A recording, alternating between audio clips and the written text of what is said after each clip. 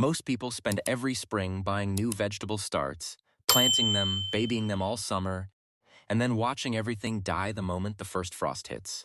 Then they do the whole thing again next year. Same money, same effort, same reset.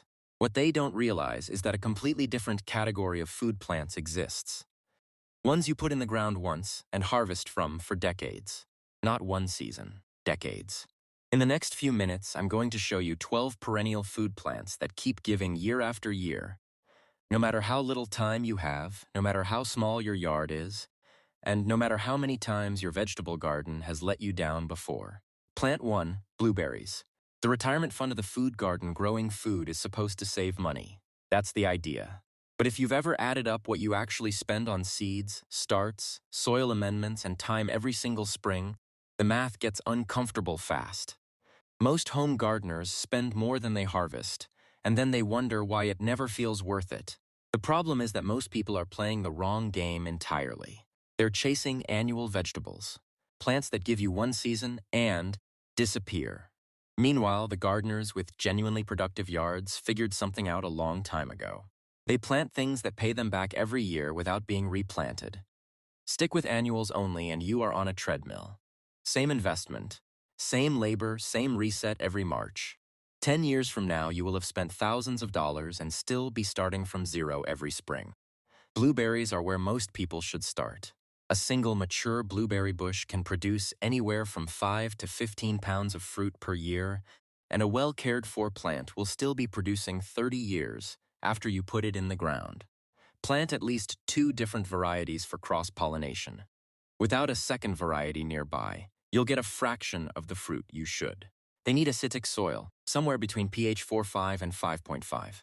If your soil isn't naturally acidic, work in sulfur or plant them in containers using an acidic potting mix made for azaleas and rhododendrons. Give them full sun, at least 6 hours a day, and mulch around the base with pine bark or wood chips to hold moisture and keep the pH where you need it. Don't expect a full harvest the first year. By year 3, they're producing seriously. By year 5, they're a machine. My neighbor planted 4 bushes along her back fence 7 years ago. She hasn't bought blueberries at the grocery store since year 4. At current grocery store prices, that's real money she stopped spending permanently. And blueberries aren't even close to the most underrated plant on this list. The next one is something most people walk right past in the nursery without realizing what they're looking at. Plant 2, American elderberry. The plant that does everything. Walk into any garden center, and you'll see elderberry plants sitting in the back corner with a little tag that says, ornamental. And most people believe it. They buy it, they plant it near the fence, it grows tall and beautiful, and they never once think to eat anything off of it. Here's what the tag doesn't tell you. Elderberry is one of the most productive food plants you can grow in the United States. The berries are used to make syrups, jams, wines, and juices across the country. The flower clusters that emerge in early summer are edible too. You can fry them, make elderflower cordial, or dry them for tea. Most people are growing a food source and treating it like a landscape shrub. Skip elderberry and you're ignoring a plant that can grow 10 feet tall, spread by suckering into a dense productive thicket, and produce enormous clusters of deep purple berries every single fall, all without any special care. The Native American species, Sambucus canadensis, is the one to plant if you're in the U.S. It's hardy from zones 3 through 9, which covers almost the entire country. Planted in full sun to part shade, it tolerates wet soil better than almost any other fruiting plant, which makes it useful in spots where nothing else wants to grow. Space plants about 6 feet apart. Like blueberries, you get better fruit production with 2 plants for cross-pollination. Berries ripen in August and September and turn deep purple-black when ready. One important note, the raw berries, leaves, and bark contain compounds that cause nausea in some people when eaten raw in large amounts. Cook or process the berries before consuming. The flowers can be eaten raw or dried with no issue. A mature elderberry thicket can produce 20 to 30 pounds of berries per plant in a good year. And because it spreads by suckering, one plant can quietly become several over a few seasons, completely on its own. Now the next one on this list is something most U.S. gardeners have walked past 100 times in nurseries and garden centers, and consistently underestimated. Stay with me because the production numbers on this one are genuinely hard to argue with. Plant 3, Aronia, chokeberry. The most overlooked native food plant in America. There is a native North American plant that grows in nearly every climate zone in the U.S., produces enormous clusters of fruit every fall, requires almost no care, never gets serious pest problems, and turns a stunning red and orange in autumn. Almost nobody grows it for food. Most people who know Aronia at all know it as an ornamental. Nurseries sell it as a landscape plant. Homeowners plant it along driveways and walkways for the fall color. The berries hang there all season, sometimes into winter, and never get touched. That's pounds of free food going uneaten every fall in yards all over the country, while the same homeowners are paying grocery store prices for fruit they could be harvesting 20 feet from their front door. Aronia melanocarpa, black chokeberry is the variety to look for. It's hardy from zones 3 through 8. Plant in full sun for best fruit production. It tolerates part shade, but the berry clusters will be smaller. It handles both wet and dry soil better than most plants, which makes it almost impossible to kill once established. Space plants about 5 feet apart. They spread slowly by suckering to form a small thicket over time. Berries ripen in August and September. The raw berries are very astringent, puckering, almost unpleasant on their own. But that changes completely when you cook them. Aronia makes exceptional jam, juice, wine, and dried fruit. Mix the juice with apple juice to soften the tartness. Expect 5 to 8 pounds of fruit per mature plant annually, with basically zero input from you. Aronia is showing up in farmers markets and health food stores across the country now, often sold at premium prices. People are paying for what a lot of us could just be growing in the backyard. Now, here's one that might actually stop you. The next plant on this list is something most U.S. gardeners associate with expensive gourmet cheese boards, not their own backyard. Plant 4, gooseberry. The productive plant your grandparents grew. Go to any upscale grocery store and look for fresh gooseberries. If you find them at all, you'll pay $3 or $4 for a tiny container of maybe 30 berries. Most stores don't carry them at all because the fresh fruit doesn't ship well and has a very short shelf life. Gooseberries were a staple of American home gardens 100 years ago. Then commercial agriculture moved on to fruits that could survive long-distance shipping, and home gardeners followed what the stores were selling. An entire generation grew up not knowing what a gooseberry tasted like fresh off the bush. The result is that most gardeners today have never considered planting something their great-grandparents grew without a second thought. Something that produces abundantly, that you can almost never buy fresh, and that your neighbors have probably never tasted. Gooseberries, genus Ribes, are cold-hardy plants that thrive in zones 3 through 8. They actually perform better in cooler climates than most fruiting plants. In the south, look for heat-tolerant varieties like Poor Man or Pixwell. Plant in full sun to part shade. They tolerate part shade better than most fruiting plants, which makes them useful under high canopy trees where other food plants struggle. Space them 4 to 5 feet apart. They're self-fertile, so one plant will produce fruit without a companion, though 2 plants always produce more. Berries ripen in June and July, depending on your zone. Pick them slightly underripe for pies and preserves, or let them fully ripen on the bush for eating fresh. The canes have thorns. Wear gloves. Harvest with a light raking motion along the canes, and the berries drop easily into a bucket underneath. A light layer of compost around the base in early spring is all they need to keep producing year after year. A mature gooseberry plant produces 4 to 6 quarts of fruit per season. It asks for almost nothing in return. And if you've never tasted a gooseberry straight off the bush, at peak ripeness, warm from the sun, you are missing something genuinely remarkable. What comes next on this list is something most people think of as a grocery store staple, not something you grow yourself. But stay with me on this one. Plant 5, currants, red and black.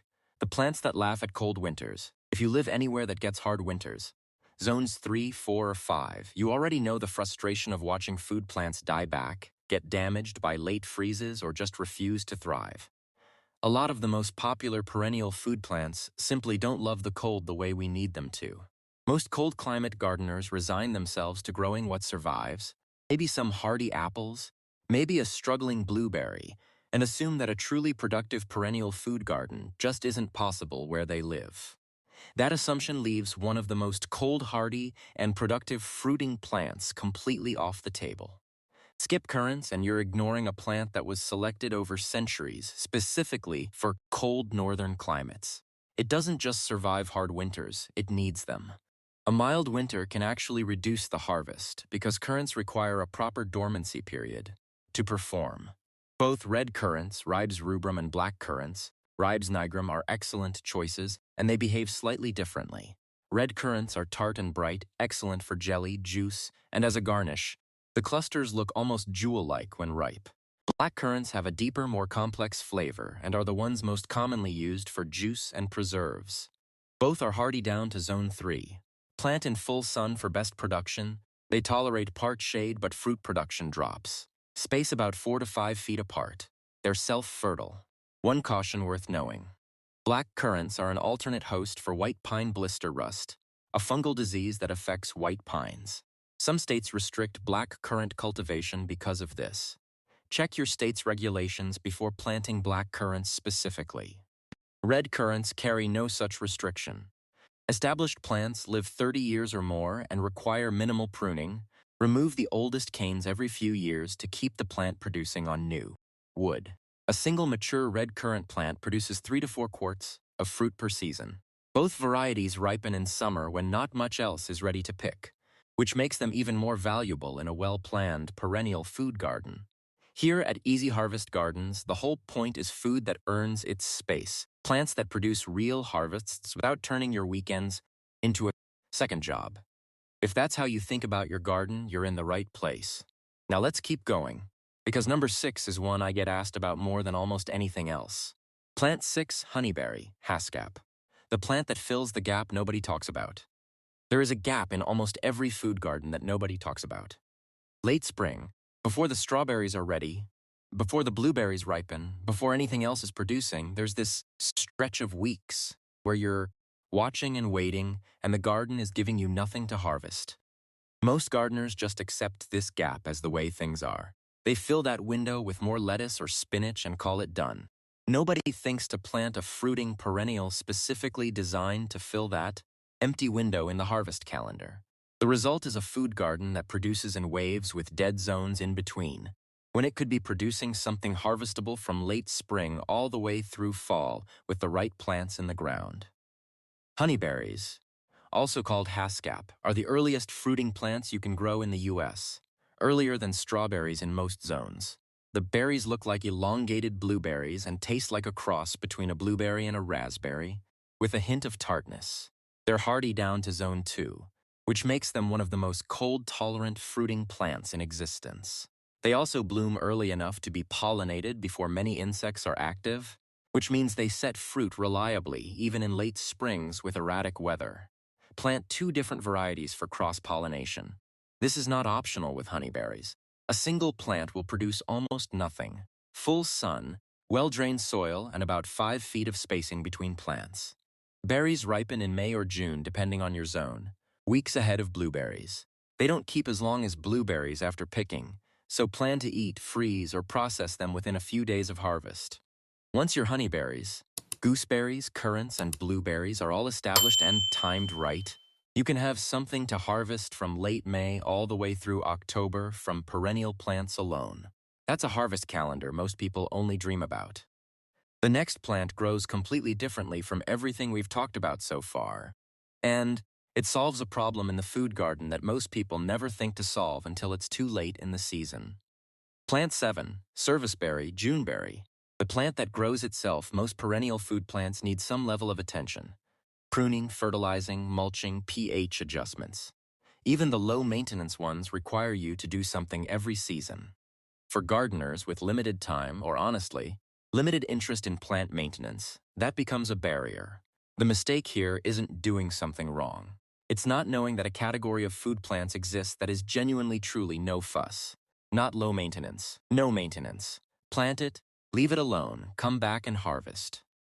Not knowing about these plants means gardeners who could be growing permanent food sources are instead stuck with annual vegetables that demand constant attention, or they give up on food gardening altogether because it feels like too much work. Serviceberry, genus Amelanchier, grows as a large multi-stemmed shrub or small tree depending on the variety, anywhere from 6 to 20 feet, depending on species. The berries ripen in June, hence the common name Juneberry, and taste like a mild blueberry with a subtle almond-like undertone from the small seeds inside. They're excellent eaten fresh, baked into pies, or made into jam. Hardy from zones 2 through 9, serviceberry covers virtually the entire continental United States. Plant in full sun to part shade. It tolerates almost any well-drained soil. It requires no fertilizing, minimal pruning, and gets almost no serious pest or disease problems in most regions. The main competition comes from birds, who love the berries as much as you will.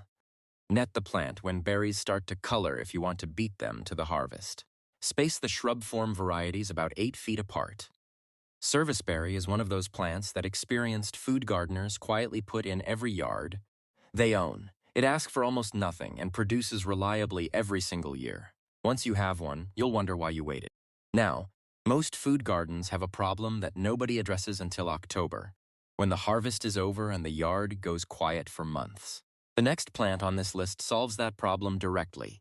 Plant 8, Highbush Cranberry. The plant that keeps producing after everything else stops. October hits, temperatures drop, and most food gardens just shut down. Everything you planted is done. The blueberries are finished. The elderberries are gone. The serviceberries were picked clean in June. For the next 5 or 6 months, the yard produces nothing. Most gardeners accept this as inevitable, just the way the season works.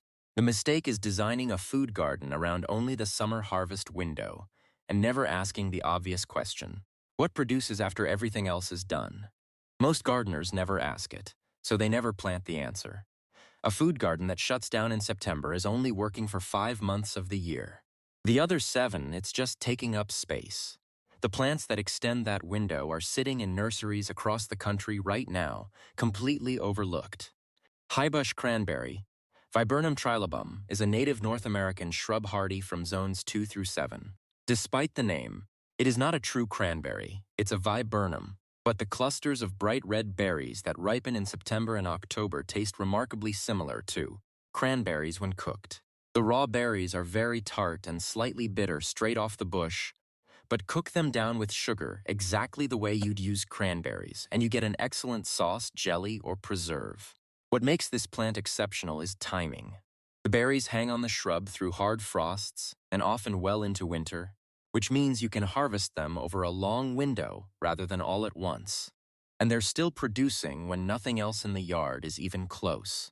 The plant grows 6 to 10 feet tall and wide, which makes it substantial enough to double as a privacy screen or windbreak while it feeds you. Plant in full sun to part shade. It tolerates wet soil and is one of the most cold-hardy food plants you can grow. One plant produces fruit on its own, but 2 plants nearby increase berry production noticeably. Space them about 6 feet apart. When the rest of the yard has gone completely quiet and every other food plant is dormant, the Highbush Cranberry is still loaded with fruit. That's not a small thing.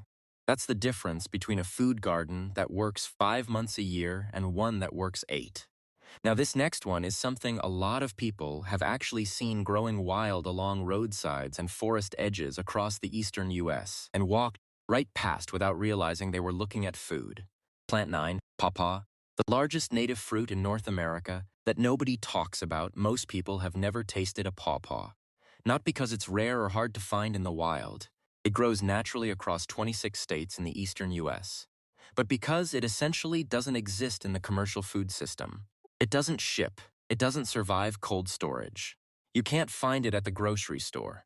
If you want to eat one fresh, you have to grow it yourself or know someone who does. Here's the problem. Pawpaw gets filed under exotic or unusual in most gardening conversations. People assume it must be difficult to grow, or only suited to certain climates, or not worth the trouble. None of that is true. The result is that an entirely native, completely naturally adapted food plant, one that grew in forest edges and river bottoms across the eastern U.S. long before anyone was gardening, gets ignored while people spend money on tropical fruits that struggle to survive American winters. Pawpaw, Asimina triloba, is a small native tree that grows naturally from Nebraska east to the Atlantic coast and from Florida north into Canada. The fruit is remarkable, a custard-like texture with a flavor somewhere between banana, mango, and vanilla. Hardy to Zone 5, and some varieties push into Zone 4 with proper siting. Plant two different seedlings for cross-pollination at least 10 feet apart. They tolerate part shade and actually prefer it when young. Shade the root zone for the first year or two to help them establish. Unlike most fruiting plants, pawpaws do not like to be transplanted, so plant them where they're going to stay.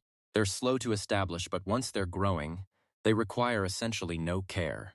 Fruit ripens in September and October and softens noticeably when ready. That's your cue to harvest. The ripe fruit doesn't store long fresh, so plan to eat it within a few days or freeze the pulp for use through the winter.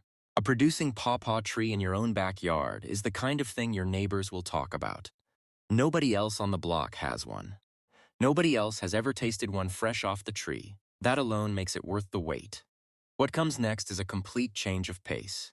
Number 10 is a cane fruit, and once you understand how it works, it changes the economics of the food garden completely. Plant 10 thornless blackberries. The cane fruit that feeds the whole street blackberries grow wild all over the United States. Most people have tasted them along hiking trails or at the edges of fields. And then most people go home and buy blackberries at the grocery store for $4 a pint without a second thought. Wild blackberries have thorns that draw blood. That's the image most people carry. So when they think about growing blackberries at home, they picture fighting through a thorny thicket every harvest season. They don't plant them. They keep buying the $4 pints. That mental image is costing people pounds of free fruit every summer, because the thorny wild varieties are not what you plant in a food garden. Modern thornless varieties changed everything about growing blackberries at home. Thornless blackberry varieties like Triple Crown, Chester, and Apache are the ones to plant. Chester is the most cold hardy, surviving down to Zone 5. Triple Crown and Apache do best in Zones 6 through 9 and produce larger, sweeter berries. Plant in full sun in well-drained soil. Space canes about 3 to 4 feet apart within rows. They need a trellis or fence to grow against. 2 horizontal wires stretched between posts at about 3 feet and 5 feet off the ground works perfectly. Canes produce fruit in their second year. The first year's growth is vegetative only. Those same canes are what fruit the following summer. After they fruit, cut those canes to the ground in fall and let the new first-year canes take over. This annual cycle keeps the planting productive and manageable. Mulch heavily around the base to suppress weeds and hold moisture. One established thornless blackberry plant produces 5 to 10 pounds of fruit per season. The harvest window runs July through August in most zones. The berries come in hard and fast, enough to eat fresh, freeze for winter, and make jam all from the same few plants. The neighbors will start showing up with containers around week 2 of harvest season. Plan accordingly. Number 11 is something most people think of as strictly a farm stand crop, but it is one of the most rewarding perennial food plants you can put in a home garden, and almost nobody treats it that way. Plant 11 raspberries. 2 harvests from one planting raspberries at the grocery store are expensive and fragile. You buy them, get them home, and half the container is soft before you finish the other half. They're one of those fruits that taste dramatically better fresh, and yet buying them truly fresh and fully ripe is basically impossible unless you happen to live near a farm stand. Most people who grow raspberries at home plant summer-bearing varieties and get one harvest in July. Then the canes die back, the season ends, and that's it until next year. They don't realize that a second category of raspberry exists that entirely changes the harvest calendar. Stick with summer-bearing varieties only, and you're leaving a second entire harvest season on the table. A full fall crop that most home gardeners don't even know they can have. Ever-bearing raspberries, also called fall-bearing or primo-cane-bearing varieties, produce 2 crops per plant. The first comes in summer on second-year canes, just like a standard raspberry. The second comes in fall, September and October, on the tips of the current year's new canes. Varieties like Heritage, Autumn Bliss, and Caroline are reliable ever-bearing types for most U.S. zones. They're hardy from Zone 3 through Zone 8 depending on variety. Plant in full sun in well-drained soil, space canes about 2 feet apart in rows. They need a trellis or support wire like blackberries. 1 wire at about 3 feet works fine for most varieties. For the double harvest, leave last year's canes standing after the summer crop and they'll produce again on the new growth tips in fall. For a single large fall crop with less maintenance, mow all canes to the ground every spring. You give up the summer harvest but get a bigger, easier fall crop. Mulch heavily to keep weeds down. Fresh raspberries from your own garden taste nothing like what you buy at the store. The flavor difference is significant enough that people who grow them rarely go back to buying them. 2 harvests from one planting, year after year, from a plant that comes back stronger every season. Now, the last plant on this list is the one I saved for the end on purpose. It's the one that catches people most off guard, and it might be the most practically useful food plant on the entire list. Plant 12, goji berry. The underestimated workhorse of the perennial food garden goji berries show up in health food stores in small bags, dried, for $8 or $10 an ounce. Most gardeners have never once considered growing them, because the way they're packaged and marketed makes them feel like something exotic that comes from far away and can't possibly be grown at home. That perception is completely backwards. Goji berry Lycium barbarum is one of the most cold-hardy, drought-tolerant, and low-maintenance fruiting plants you can put in a U.S. garden. It grows in zones 5 through 9. It tolerates heat, cold drought, and poor soil better than almost anything else on this list. The reason most people don't grow it isn't because it's difficult. It's because nobody told them they could. Keep buying the $8 bags and you'll never know what a fresh goji berry actually tastes like. The fresh berry has a flavor completely different from dried, mildly sweet, slightly tomato-like, with a texture somewhere between a grape and a cherry tomato. Most people have never experienced it because fresh goji berries essentially don't exist in the U.S. commercial market. Plant goji in full sun and well-drained soil. It tolerates poor, even alkaline soil that would stress most other fruiting plants. Space plants about 4 to 5 feet apart. The plant grows 4 to 8 feet tall and benefits from a simple trellis or fence support to keep the arching canes off the ground. It's self-fertile. One plant produces fruit without a companion. Berries ripen from midsummer through fall, turning bright orange-red when ready. They come off the cane with a light touch when ripe. Don't squeeze them. The fruit bruises easily. Let fully ripe berries dry on the cane for a day or two, and they release cleanly. You can also harvest and dry them on a screen in a single layer in the sun. An established plant starts producing in its second year and increases output each year after that. Water regularly the first season to establish roots. Then back off. A mature goji plant handles drought well on its own. A mature goji plant produces around 5 to 8 pounds of fresh berries per season. Dry them yourself and you have a year-round supply of something you'd otherwise pay a premium for at the store. Grown in your own backyard, from a plant that barely asks for anything in return. That is the whole point of a perennial food garden. Plant it once, harvest it for years. And that's really the difference between a garden that constantly demands work and a garden that starts working for you. Most people spend every spring starting over, new seeds, new transplants, new expenses. Then winter comes, everything dies, and the cycle begins again. But the gardeners who get the biggest harvests year after year aren't always working harder. They're planting smarter. They're filling their yards with food plants that keep producing long after the planting day is forgotten. Whether it's blueberries, pawpaws, raspberries, elderberries, or honeyberries, every one of these plants follows the same principle. Plant it once, harvest it for years. If you enjoyed this video and you want more practical, low-maintenance ways to grow more food at home, make sure you subscribe to Easy Harvest Gardens. Every week we share simple strategies, productive plants, and proven gardening methods that help you grow more food with less work. And while you're down there, let me know in the comments. Which perennial food plant on this list would you add to your garden first? Thanks for watching, and I'll see you in the next one.